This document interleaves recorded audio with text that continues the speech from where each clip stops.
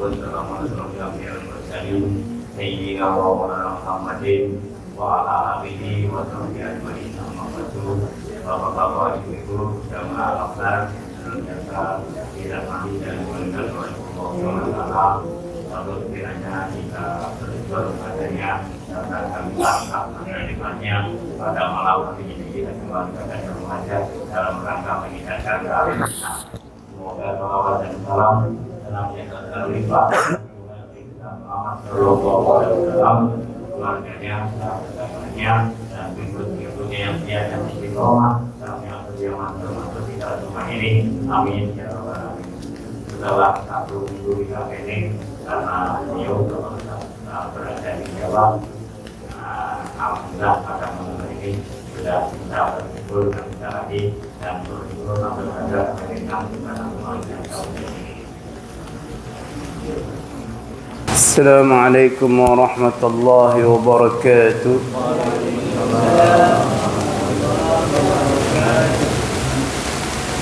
الفاتحة إلى أهل سيدنا رسول الله محمد بن عبد الله وعلي بن أبي طالب فاطمة الزهراء وسيدنا الحسن بن حسين ثم إلى أرواح سيدنا المحاجر أحمد بن عيسى فديه مقدم محمد بن علي بعلوي والشيخ أبو بكر بن سالم ثم إلى مؤلف هذا الكتاب سالم بسم الله الرحمن الرحيم ولجميع المسلمين والمسلمات والمؤمنين والمؤمنات أن الله يغفر لهم يعلي درجاتهم الجنة يعيد علينا من بركاتهم وأسرارهم وعلومهم في الدين والدنيا والآخرة وإلى حضرة النبي المصطفى محمد صلى الله عليه وسلم الفاتحة. أعوذ بالله من الشيطان الرجيم. بسم الله الرحمن الرحيم. الحمد لله رب العالمين الرحمن الرحيم مالك يوم الدين إياك نعبد وإياك نستعين اهدنا الصراط المستقيم صراط الذين أنعمت عليهم غير المغضوب عليهم ولا الضالين آمين.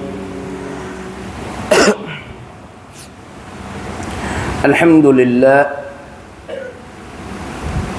الولي الحميد المجيد فعال لمن يريد أحاط بكل شيء علما وهو على كل شيء شهيد وأشهد أن لا إله إلا الله وحده لا شريك له وأشهد أن سيدنا ونبينا محمدا عبده ورسوله. اللهم صل وسلم على سيدنا محمد وعلى آل سيدنا Muhammad. Amma ba'd.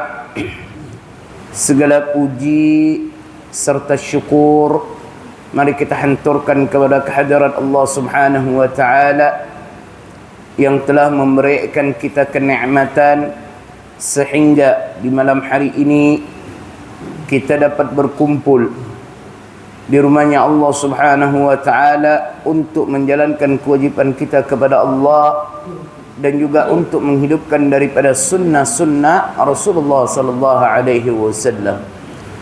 Salawat serta salam tidak lupa kita hanturkan kepada junjungan kita, panutan kita, uswatun hasanah bagi kita, yaitu Nabi Muhammad sallallahu alaihi wasallam serta keluarganya, para sahabat-sahabatnya dan juga umat-umatnya hingga kelak di yaumul qiyamah.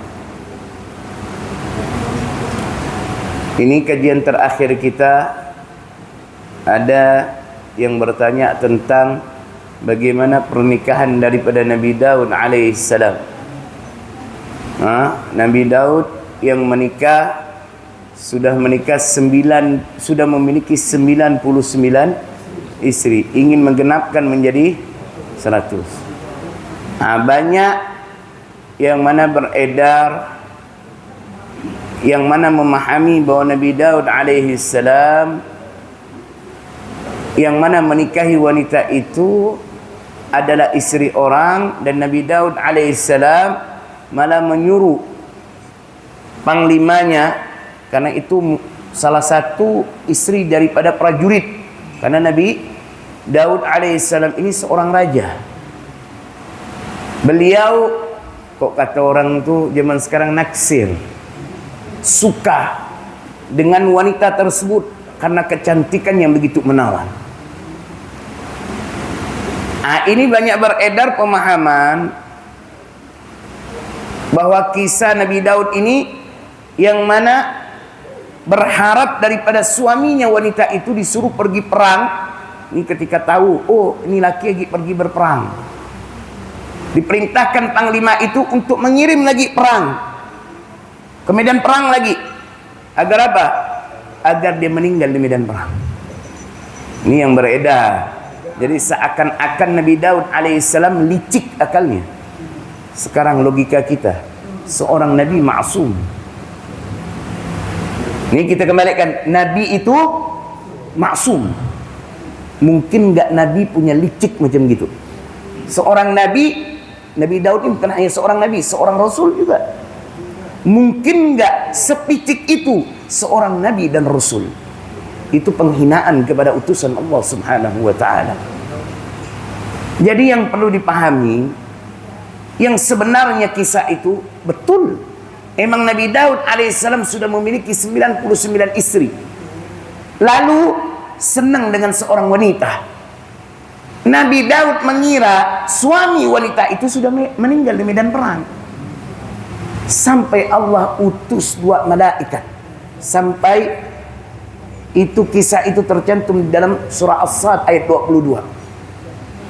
Yang mana 2 malaikat ini datang ingin menemui Nabi Daud alaihissalam, tetapi dicegah oleh pengawalnya karena Nabi Daud di waktu itu lagi beribadah kepada Allah Subhanahu wa ta'ala. Jadi tidak bisa diganggu. Malaikat gampang nak ketemu dengan Nabi Daud. Istilah kata ting ada di situ.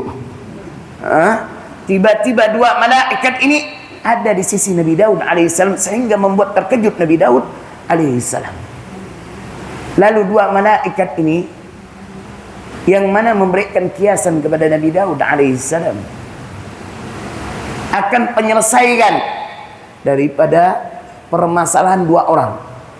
Satu orang memiliki 99 kambing, lalu ia ingin menggenapkan 100 dengan mengambil kambing daripada saudaranya. Yang mana Nabi Daud lalu menyalahkan apa yang dilakukan oleh orang yang sudah memiliki 99 itu dengan mengambil 1 ekor kambing milik daripada saudaranya. Maka ketika Nabi Daud alaihissalam tersadar akan perbuatannya, Nabi Daud tidak tahu lakinya masih hidup. Ternyata masih hidup dengan Allah beritahukan melalui malaikat. Maka Nabi Daud alaihissalam tidak jadi melakukan atau menikahi daripada wanita itu. Lalu Nabi Daud tiada henti-hentinya meminta ampun kepada Allah Subhanahu wa ta'ala. Ini kisah yang benar. Jadi kalau ada beredar kisah, hati-hati. Apalagi di medsos. Maka itu pentingnya kita duduk belajar. Kalau hanya di medsos, akhirat itu apa? Jahat pikiran kita. Kalau memang yang beliau sampaikan ini emang beredarnya seperti itu. Jadi seakan-akan Nabi Daud alaihissalam merampas daripada istri prajuritnya dengan akal liciknya. Sekarang mungkin tidak. Seorang Nabi dan Rasul memiliki pikiran picik seperti itu. Ini yang harus kita pahami. Makanya seperti Al-Imam As-Suyuti, Al-Imam At-Tabari itu menentang keras daripada pendapat yang mengatakan Nabi Daud alaihissalam ingin merampas daripada istri orang. Itu penghinaan kepada utusan Allah Subhanahu wa ta'ala. Bahkan dalam kitab Al-Imam As-Suyuti, yang mana kisah ini dibawakan oleh orang-orang Yahudi untuk menjatuhkan daripada Nabi Daud alaihissalam. Makanya hati-hati kita kalau dapat broadcast misalnya kisah-kisah itu perlu di cross check dulu kebenarannya, benar tidak sesuai dengan kitab ini, di hadis ini kisah tersebut. Apalagi video-video itu yang mana sumbernya tidak jelas, kadang suara aja, siapa yang ngomong kita tidak tahu. Menceritakan kisah para nabi, kisah para orang saleh, para wali Allah. Bahkan saya pernah mendapatkan satu video Di video itu sampai mengatakan bahwa Syekh Abdul Qadir Jailani kedudukannya lebih tinggi dibandingkan Sayyidina Abu Bakar As-Siddiq. Allah, ini bahaya ini. Para ulama itu sepakat, setinggi apapun seorang wali, magamnya, masuk kedudukannya, tingginya kayak apapun, tidak mungkin bisa mengalahkan daripada kedudukan para sahabat Nabi. Sahabat Nabi yang paling rendah kedudukannya dibandingkan wali yang paling tinggi kedudukannya, pemimpin para wali sekalipun, masih di bawah daripada sahabat Nabi. Orang yang hidup di zaman Nabi, orang yang beriman kepada Nabi, bahkan melihat Nabi, bergaul dengan Nabi, ini kedudukannya lebih mulia. Hati-hati kalau macam gini. Ini wali-wali Allah dikisahkan kedudukannya begini, sampai dikatakan lebih hebat dibandingkan para sahabat Nabi. Na'udzubillah min dzalik. Sayyidina Abu Bakar, ya Allah, ini sahabat kok kita katakan luar biasa. Ini sahabat satu-satunya orang ketika ditawarkan Islam kepada beliau tanpa berpikir, langsung asyhadu an la ilaha illallah wa asyhadu annaka Muhammadar Rasulullah. Langsung meyakini dan masuk kepada Islam, langsung menerima ajakan daripada Nabi SAW untuk masuk kepada Islam. Sedetik pun tidak ada berpikir. Maka beliau bergelar As-Siddiq, yang selalu membenarkan apa yang diucapkan oleh Nabi. Sampai-sampai karena selalu membenarkan ucapan Nabi, Sayyidina Abu Bakar itu pernah berkata, kalau dinding ini putih kau katakan hitam ya Rasulullah, aku akan tutup mataku dan aku katakan itu dinding hitam, walaupun sebenarnya putih. Itu Sayyidina Abu Bakar dengan Rasulullah. Harta beliau habis untuk dakwanya Nabi SAW. Dari satu toko tutup, satu toko lagi tutup, sampai di peperangan terakhir Nabi SAW, yaitu peperangan Tabuk. Ini peperangan Tabuk kan peperangan terakhir Nabi. Ini peperangan yang sangat berat bagi kaum muslimin. Kenapa? Di waktu itu musim panas, dan pohon-pohon kurma akan panen nih buahnya. Tahu-tahu ada seruan jihad. Tahu-tahu ada seruan jihad. Di sini banyak para sahabat-sahabat Nabi, bahkan yang mana berat maju mundur untuk pergi berjihad. Bahkan di antara sahabat yang luar biasa seperti Ka'ab bin Malik. Ka'ab bin Malik itu istilahnya dipuji oleh Mu'adz bin Jabal. Bagus orangnya. Tapi ketika peperangan Tabuk, seruan untuk jihad di dalam peperangan Tabuk, ini Mu'adz bin Jabal maju mundur sampai beliau tidak berangkat. Karena beliau berpikir apa? Tidak ada diwan, tidak ada pencatatan bagi setiap prajurit yang akan berangkat, berbeda dengan peperangan-peperangan yang sebelumnya. Karena ini mendadak ini. Jadi dipikirnya akan selamat, kecuali wahyu yang akan turun kepada Nabi memberitahukan itu. Ini godaan luar biasa nih. Ini kalau pergi jihad, busuk buah ni di pohon, tak ada artinya. Kita kalau punya pokok mangga, waktunya panen, kita biarkan. Kita berangkat, tahu-tahu balik, busuk semua. Pening tak kepala kita? Pening. Nanam cabai sampai 1 hektar. Waktunya panen, kita berangkat. Begitu balik, dah habis semua. Pening kan kepala kita? Ini peperangan yang sangat luar biasa ini ujiannya. Di sini juga nampak siapa-siapa saja yang munafik. Di peperangan Tabuk ini. Di dalam peperangan terakhir Nabi ini, dalam peperangan Tabuk ini, Rasulullah SAW ini meminta para sahabat-sahabatnya untuk menginfakkan daripada hartanya untuk perang. Karena banyak para sahabat-sahabat Nabi yang ingin berangkat perang tapi tidak memiliki kemampuan. Karena orang-orang dahulu di zaman Nabi kalau pergi berperang biaya sendiri, tidak ditanggung negara. Kalau zaman sekarang tentara suruh perang, semuanya ditanggung oleh negara. Anak bininya dapat makan minum, tenang, dikasih gaji. Lakinya yang tentara nih pergi berjihad, pergi berperang melindungi negara, makan minum pun ditanggung negara, senjata disiapkan oleh negara. Tapi zaman dahulu keluar duit seorang. Ini banyak daripada para sahabat Nabi yang semangat untuk berjihad tapi tidak memiliki kemampuan. Maka Rasulullah meminta para sahabat-sahabatnya berkumpul lalu menginfakkan daripada hartanya. Apa yang dilakukan oleh Sayyidina Abu Bakar? Beliau infakkan seluruh hartanya tanpa tersisa sedikit pun. Sampai Rasulullah sallallahu alaihi wasallam berkata kepada Sayyidina Abu Bakar, "Apa yang kau sisakan untuk keluargamu?" Apa jawaban Sayyidina Abu Bakar As-Siddiq? Allah dan Rasulnya.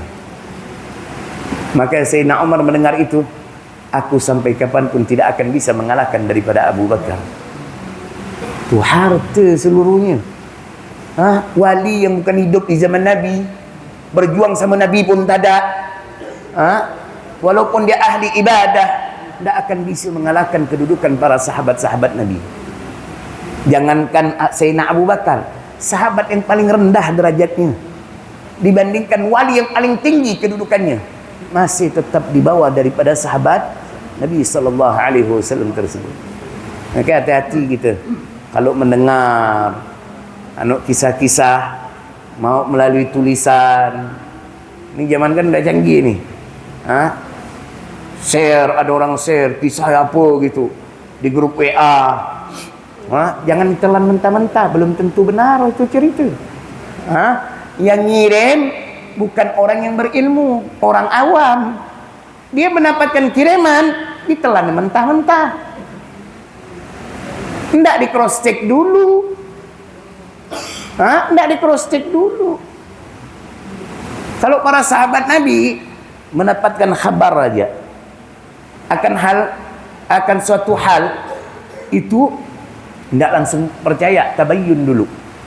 Maka Ka'ab bin Malik ketika tidak ikut di dalam peperangan Tabuk itu, dikiranya Rasulullah tidak akan menanyakan akan dirinya. Tetapi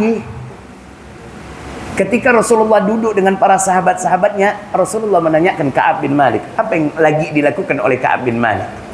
Seseorang pun langsung berkata kepada Nabi, "Oh ya Rasulullah, dia lagi nyaman dengan pakaian yang indah, dengan pemandangan yang indah. Kenapa? Dia akan memanen daripada kebunnya."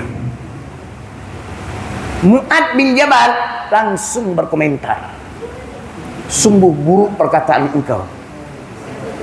Ya Rasulullah, kami tahu bagaimana daripada Ka'ab bin Malik. Kami tidak pernah melihat kejelekan atas dirinya." Lihat, coba kalau kita zaman sekarang, telan mentah-mentah. Mau benar apa tak ada urusan belakang, share. Kalau tak ada benar, kita sama saja yang mana membuat daripada dosa jahiliyah, atau membuat daripada fitnah, atau membuat daripada kedustaan, menyebarkan daripada kedustaan. Apa tidak ngalir dosa itu? Orang buat amal jariah, bukan dosa jariah. Maka kalau kita mendapatkan sesuatu, cross check dulu. Jangan langsung kita percaya. Kalau tentang agama, tanyakan kepada orang yang mengerti. Benar apa tidak ini? Tanya WA, "Ustaz, benar ke maksud ayat ini begini?" Kadang nih ada orang ngirim penjelasan akan sebuah ayat di dalam tafsir apapun tidak ada penjelasan itu. Dalam tafsir apapun tidak ada. Kadang penjelasannya beda jauh dengan isi daripada ayat tersebut. Ini hati-hati kita. Begitu juga hadis Nabi. Ada orang yang mana men-share hadis Nabi, lalu menjelaskan hadis Nabi. Dia pun tidak tahu yang ngirim ni ini benar apa tidak. Dianggapnya baik, dikirim. Bahaya. Malah menjerumuskan kita nanti kelak di yaumul qiyamah.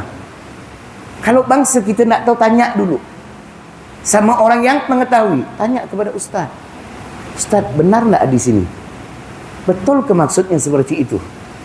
Kalau udah orang yang mana memiliki ilmu mengatakan, iya betul, betul juga maksud hadis tersebut, baru boleh kita share. Video begitu juga.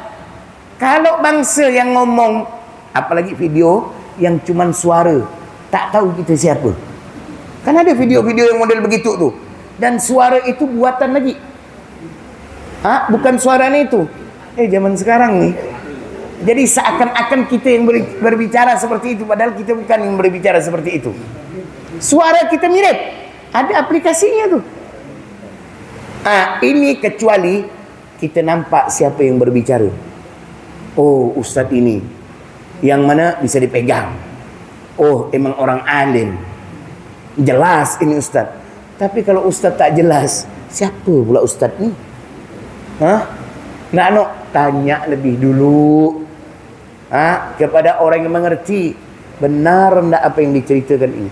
Maklumlah zaman sekarang banyak ustadz dadakan. Iya pak, yang bukan ahlinya ngomong. Iya pak, bayangkan orang tak pernah mondok ngomong tafsir, menjelaskan tafsir. Jangan tak, istilahnya banyak itu di medsos tuh, video-video seperti itu di YouTube, di Facebook, di TikTok. Coba kalau kita telan mentah-mentah, apa enggak bahaya itu? Akhirat itu apa? Yang kita anggap benar ternyata enggak benar. Apalagi masalah kalau fikih solat, tambah bahaya. Yang ngomong bukan ahlinya. Akhirat tuh dia menjelaskan menurut akalnya. Apa enggak bahaya itu? Nauzubillah min dzalik. Jangan sampai kita seperti itu. Jangan sampai, nauzubillah min dzalik. Jadi kalau mendapatkan kisah atau video, kita tanyakan dulu. Kita cari tahu dulu kebenarannya, agar kita tidak salah dalam memahami daripada ilmu tersebut.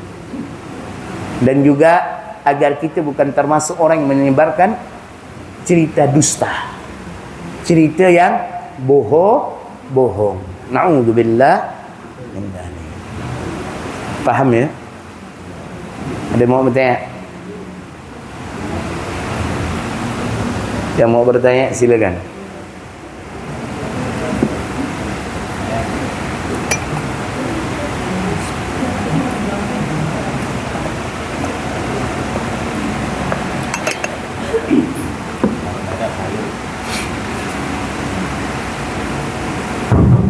Assalamualaikum warahmatullahi wabarakatuh. Waalaikumsalam.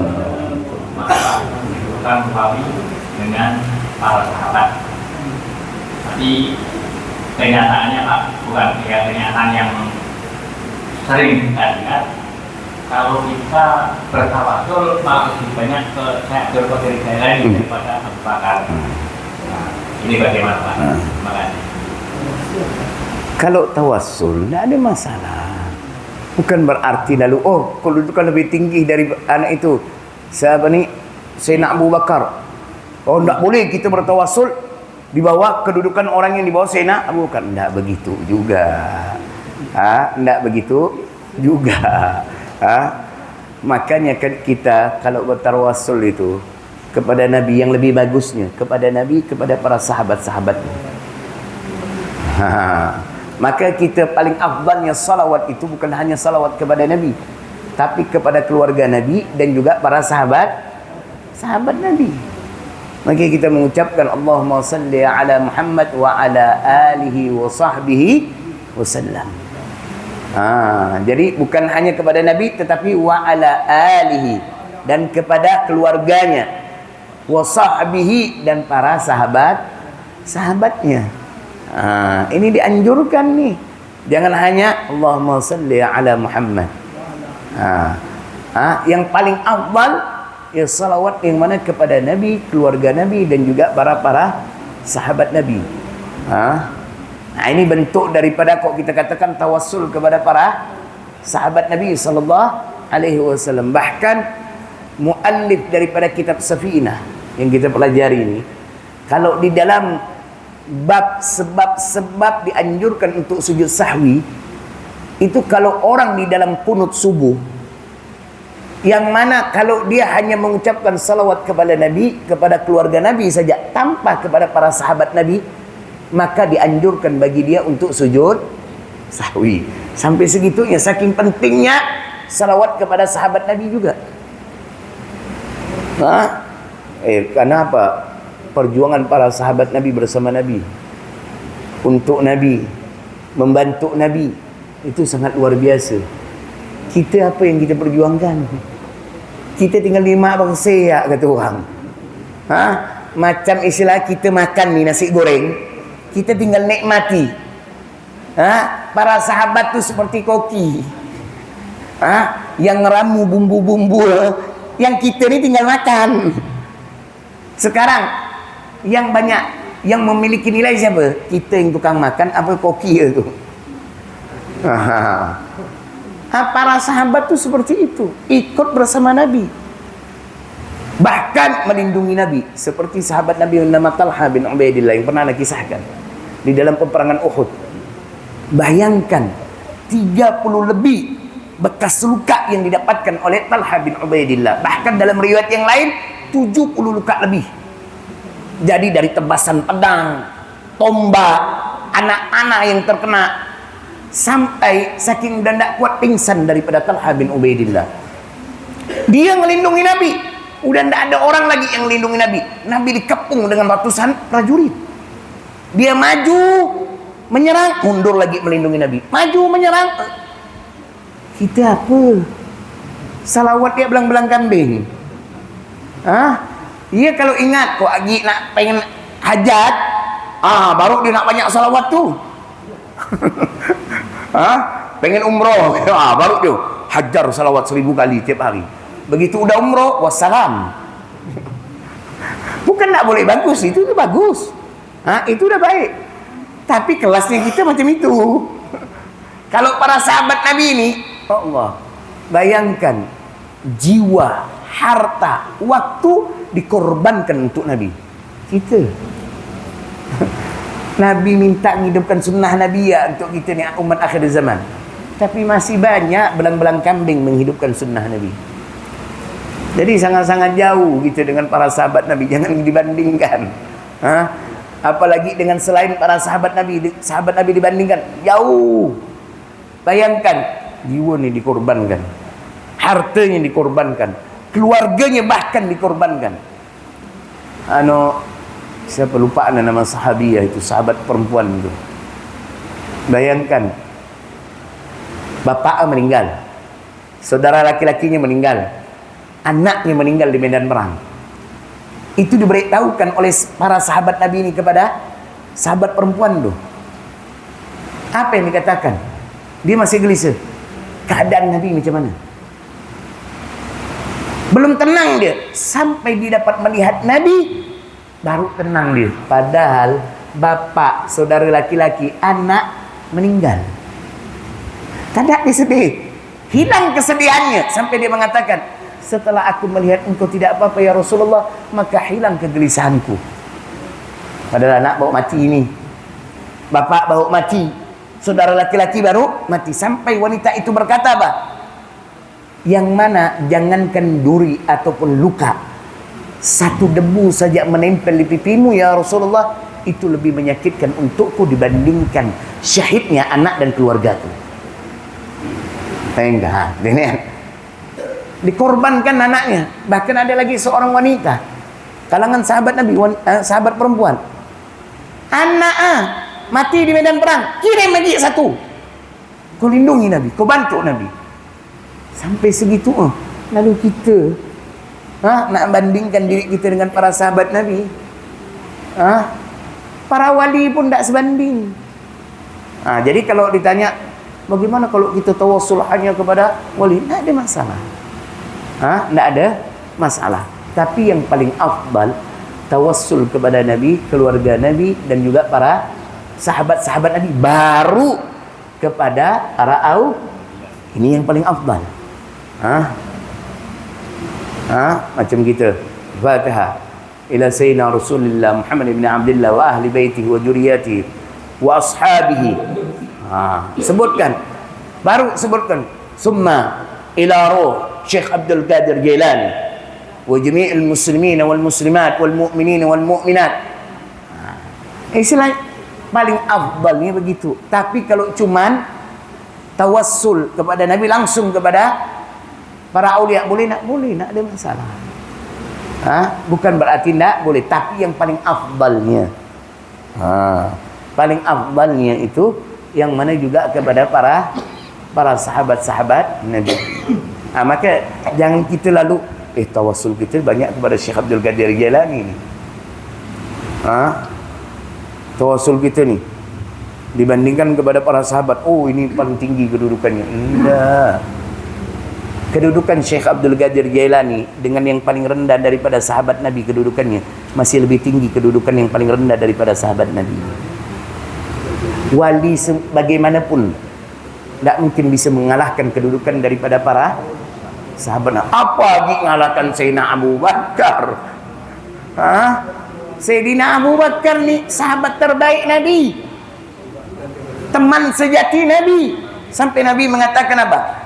Aku kalau memakai harta Abu Bakar seperti aku memakai hartaku sendiri. Itu ucapan Nabi sudah menunjukkan apa? Begitu dekatnya Nabi SAW dengan Sayyidina Abu Bakar. Bukan hanya dari segi hubungan pertemanan murid dan guru, bahkan ada hubung kekerabatan. Anak daripada Sayyidina Abu Bakar menikah dengan Rasulullah sallallahu alaihi wasallam, Sayyidatu Aisyah. Sayyidina Umar begitu juga, anaknya yang bernama Sayyidatu Hafsah menikah dengan Rasulullah. Sampai-sampai Sayyidina Umar ni udah memiliki histori pertemanan dan histori murid dan guru. Dia ingin lebih dekat lagi dengan Nabi. Akhirnya itu apa? Menikahi cucunya Nabi sallallahu alaihi wasallam. Anak daripada Sayyidatu Fatimah, anak daripada Sayyidina Ali bin Abi Thalib yang bernama Ummu Kulthum. Ketika ditanya kenapa? Aku ingin lebih dekat lagi hubungan kekerabatanku dengan Rasulullah sallallahu alaihi wasallam. Jadi para sahabat Nabi ini nak bisa dilawan. Kita nak bisa mengalahkan mereka. Mereka hidup di zaman Nabi, beriman kepada Nabi, melihat Nabi, langsung mengambil berkah kepada Nabi. Bahkan jiwa raga keluarganya dikorbankan untuk Nabi sallallahu alaihi wasallam. Kita apa? Paling top menghidupkan sunnah Nabi. Para sahabat Nabi, apa yang dilakukan Nabi pasti dikerjakan oleh mereka. Ini kita sumbangan maulid. Untuk siapa maulid tu? Untuk Nabi kan? Berapa yang kita kasih? Setiap tahun kita memberikan hadiah kepada isteri kita, entah belikan gelang, cincin, untuk bini kita tu. Padahal belum sempurna, belum benar keimanan kita kalau kita cinta kepada selain kepada Nabi melebihi itu. Jadi kalau kita ni cinta kepada isteri melebihi cinta kepada Nabi, belum sempurna, belum benar keimanan kita.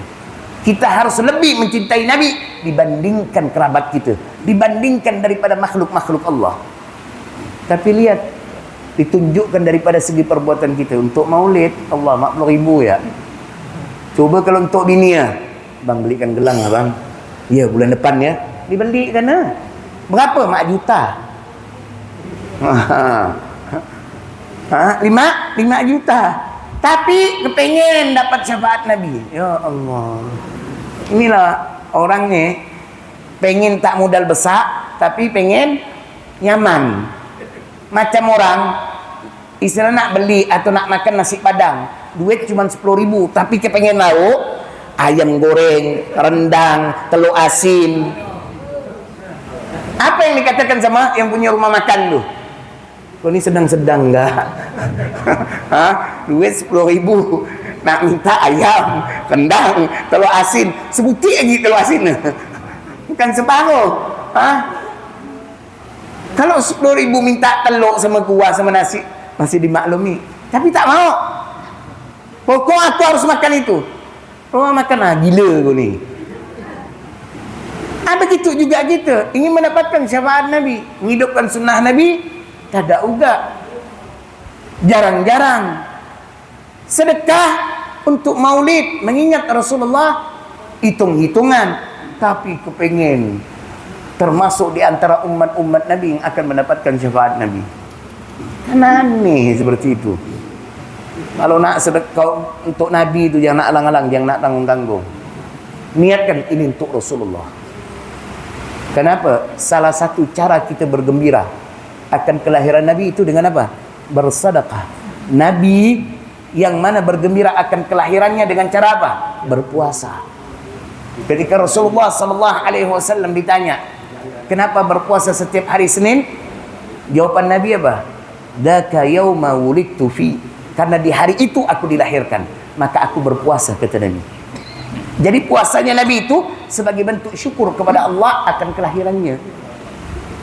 Kita umatnya sedekah sebagai bentuk syukur kita dengan kelahiran Nabi, sehingga kita menjadi umat Nabi sallallahu alaihi wasallam. Ini jangan anak itu pengen istilah langsung dapat syafaat, bahkan masuk surga tanpa hisab. Tapi kuah duit, hitung-hitungan, bawa nanti bilang yang penting ngasih.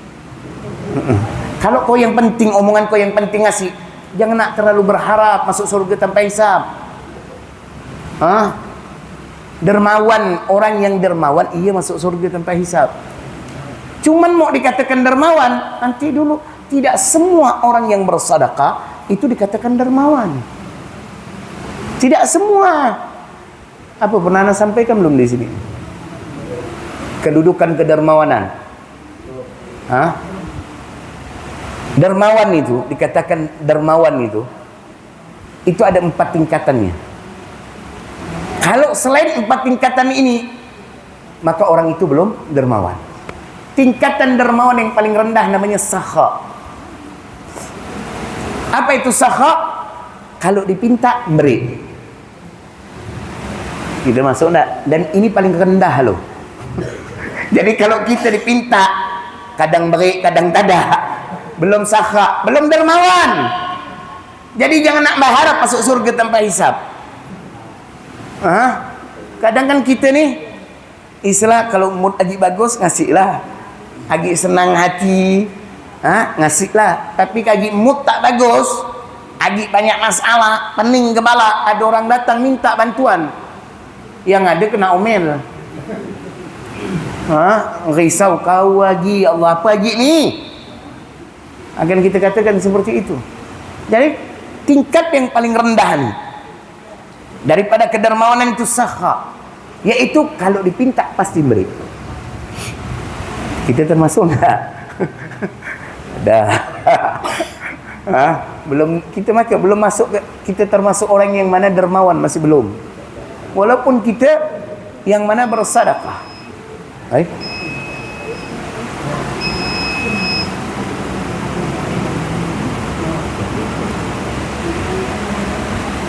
InsyaAllah minggu depan kita lanjutkan lagi. Masuk dah. Semoga apa yang kita kaji di malam hari ini kita mendapatkan ilmu yang barakah, ilmu yang bermanfaat, ilmu yang bisa menambah ketaatan kita kepada Allah, ilmu yang bisa menambah kesempurnaan amal ibadah kita, ilmu yang bisa menambah rasa takut dan juga cinta kita kepada Allah dan juga kepada Rasulullah sallallahu alaihi wasallam. Dan semoga perkumpulan kita di malam hari ini menjadi wasilah bagi kita, perantara bagi kita untuk mendapatkan syafaatnya Rasulullah sallallahu alaihi wasallam kelak di yaumul qiyamah. Dan semoga kita semua selalu diberikan kesehatan oleh Allah, diberikan umur yang panjang dalam ketaatan kepada Allah Subhanahu wa taala, dan semoga segala urusan dunia dan akhirat kita dimudahkan oleh Allah, dan semoga rezeki kita dilancarkan oleh Allah dengan rezeki yang halal dan juga barakah, dan semoga anak-anak kita dijadikan anak-anak yang saleh dan juga salihah, dan semoga segala bentuk amal ibadah kita diterima oleh Allah, dan semoga dosa-dosa kita diampunkan oleh Allah, dan semoga kita semua diwafatkan oleh Allah Subhanahu wa taala dalam keadaan husnul khatimah. Kalimat terakhir yang kita ucapkan ketika kita meninggalkan dunia adalah la ilaha illallah Muhammadar Rasulullah sallallahu alaihi wasallam. Subhanakallahumma bihamdika wa ashhadu an la ilaha illa anta wastaghfiruka wa atubu ilaik.